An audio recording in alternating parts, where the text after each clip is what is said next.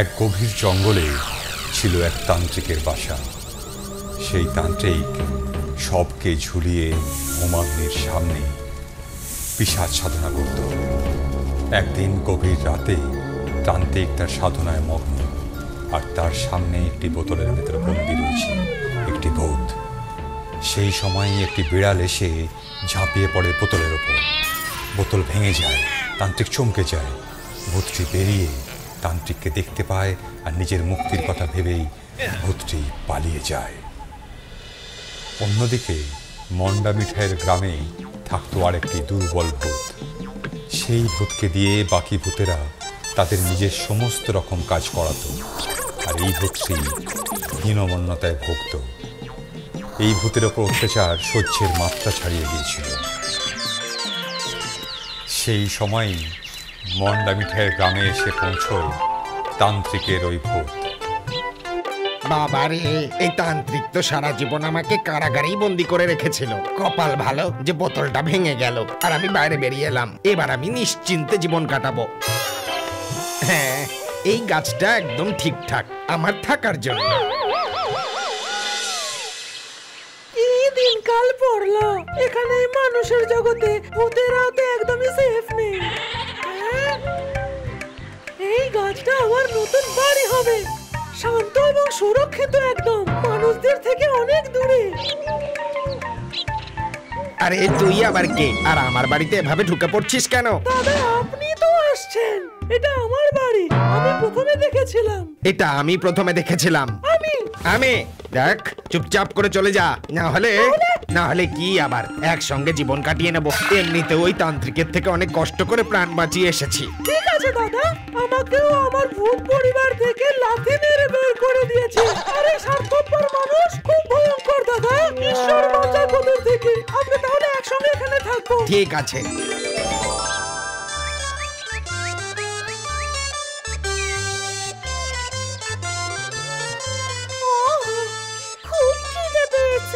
প্রথমে একটা গাছের তলায় বসে এই সুস্বাদু খাবারগুলো খাই। খিদে পেটে ছোঁচো ডন দিচ্ছে। ওইখানে গিয়ে বসি। খিদে পেয়েছে খুব জোরে, খাবো আমি। এই বুড়িটাকে দেখে তো ভীষণই ডেঞ্জার মনে হচ্ছে। জীবনের কথা বলছে তো, আমাদের দিকে তো আসছে। চিবিয়ে খাবো। হে ভগবান, এ আবার কেমন বিপদ! এই ভূতগুলো কোথা থেকে এলো? আমাদের কেউ না তুমি, আমরা তোমার কি ক্ষতি করেছি? আমরা ভালো ভূত। যদি তুমি আমাদের না খাও তাহলে আমি তোমাকে একটা ঢাকনা দেব। আরে, ওরা তো আমাকেই ভয় পাচ্ছে। আরে বাবা, তুমি এত কি ভাবছো? ঢাকনা দিবি? মনে হচ্ছে তোর মাথায় একটুও বুদ্ধি নেই। ঢাকনা নিয়ে আমি কি করব? এটা যেমন তেমন ঢাকনা নয় আন্টি, জাদুকরি ঢাকনা। এই ঢাকনাকে যে কোনো বাসনকে ঢাকা দিলে আর যে কোনো খাবার জিনিসকে চাইলেই ওই বাসনে চলে আসবে। আচ্ছা, দেখা দেখি।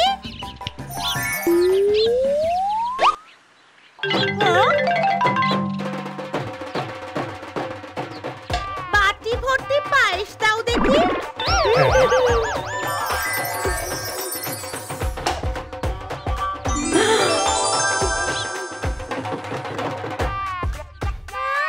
এটা তো খুবই সুস্বাদু দেখছি। ঠিক আছে, আমি এটা রেখে দিচ্ছি আর তোমাদের ছেড়ে দিচ্ছি।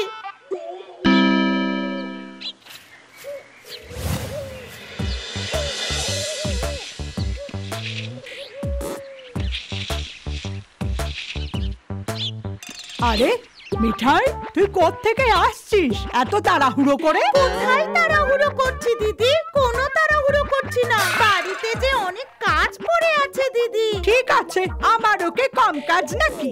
অনেক কাজ আছে। এখন বিরিয়ানি করছি, ভালো করে খেয়ে একটু বিশ্রাম নেব। বিরিয়ানি? হ্যাঁ, তুই তো বানাতে পারিস না সুস্বাদু বিরিয়ানি। তোর ভাগ্যেই তো নেই।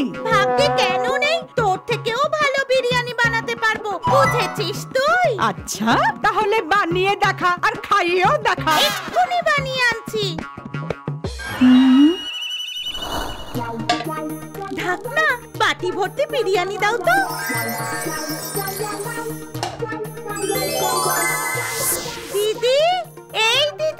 কি হয়েছে মিঠাই, কেন চেঁচাচ্ছিস? এত তাড়াতাড়ি বিরিয়ানি বানালি কি করে? গন্ধ তো খুব সুন্দর বেরিয়েছে। এই দেখ একবার।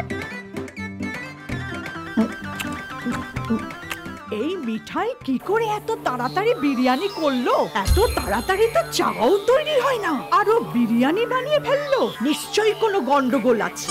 বিরিয়ানি কোথায় বানালো সেটা জানতে হবে। কি ভাবছিস রে দিদি? কিছু না রে, খুব ভালো হয়েছে বিরিয়ানি।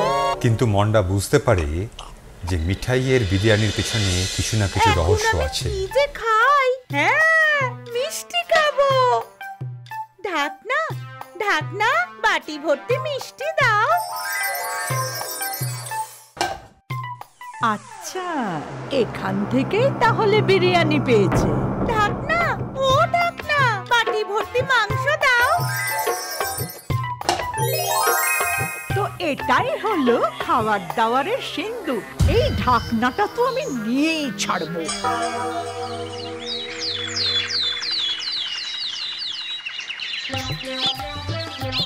মিঠাই, আরে ও মিঠাই।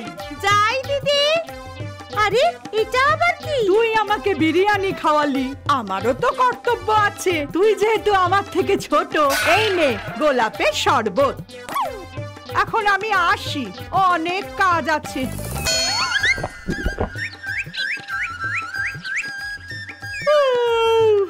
খুব ঘুম পাচ্ছে আমার, একটু ঘুমিয়ে নি।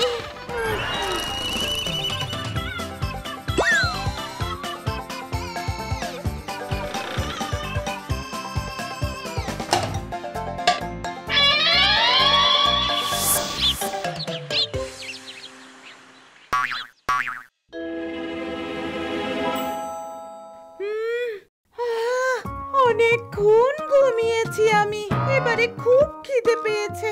কোথায় আমার ঢাকনা? ঢাকনা, আমাকে বাটি ভর্তি লুচি তরকারি দাও। ঢাকনা ঢাকনা, আমায় মিষ্টি দাও। ভূতেরা আমায় দেখছি বোকা বানিয়েছে, এবার ওদের উচিত শিক্ষা দেব।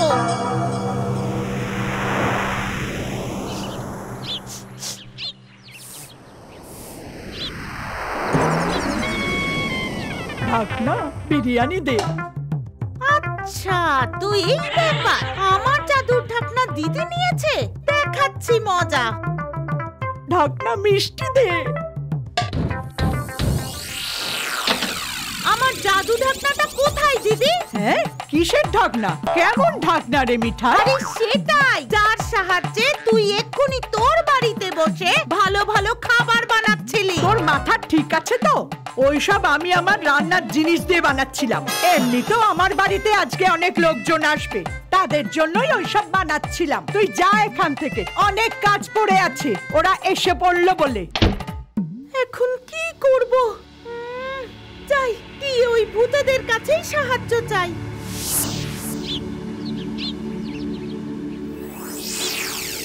আজ তো মজা করে খাবো। নুন লঙ্কা মাখিয়ে খাবো, আগুনে সেঁকে খাবো। এই তো দেখছি আবার এখানে চলে এসেছে। আজকে তো আগুনে সেঁকে খাওয়ার কথা বলছে ও।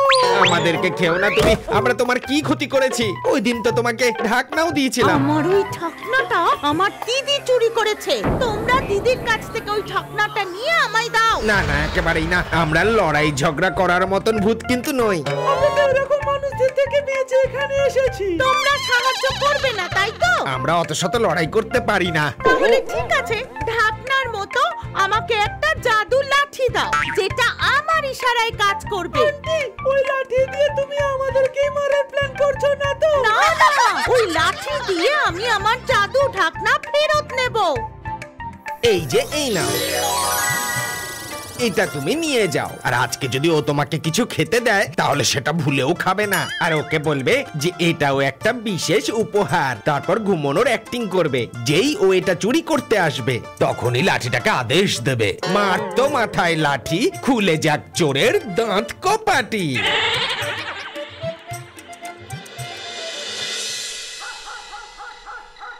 আগে ঢাকনা, এখন আবার লাঠি। কি ব্যাপার রে মিঠাই? এটা কিন্তু যেমন তেমন লাঠি নয়, এটা খুব কাজের। এর ক্ষমতা সবার থেকে আলাদা। আচ্ছা, দেখা তাহলে ওর ক্ষমতা। সেটা তো পরে দেখতেই পাবি। আগে আমার জাদু ঢাকনা তাড়াতাড়ি আমাকে ফেরত দে।